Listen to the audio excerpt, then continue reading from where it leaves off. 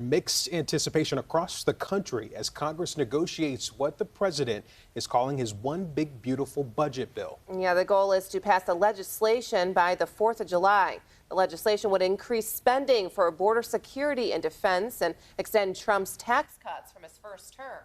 The spending bill just needs a simple majority to pass. But Republicans can only afford to lose 3 votes. At least 2 Republicans have already said that they oppose the measure, and Senate Democrats have proposed a series of changes. So if the bill passes the Senate, it has to go back to the House for approval. Our amendments will give Republicans so many chances to defend Medicaid and SNAP and good-paying jobs and clean energy. We need the full weight of the Republican conference to get behind this bill, and we expect them to, and we are confident that they will.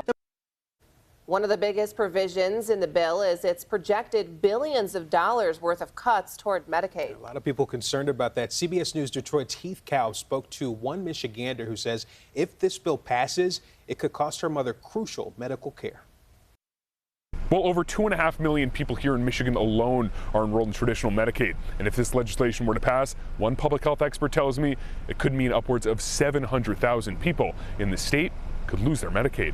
This would be a gutting of infrastructure like we've never seen before, all to accomplish what? To pass a tax cut for the richest people in our state and our country. Dr. Abdul El Sayed, an epidemiologist and former director of the Department of Health, Human and Veteran Services for Wayne County, told me Monday afternoon that the, quote, big beautiful bill the U.S. Senate is now voting on would be historically detrimental to families across the state because of its proposed cuts to Medicaid. 80% of our mental health infrastructure in this state relies on Medicaid, and a whole bunch of the services that children get through schools for special needs also rely on Medicaid. Why would you take away health care from people who fundamentally need it? And it's already too hard to see a doctor in this country.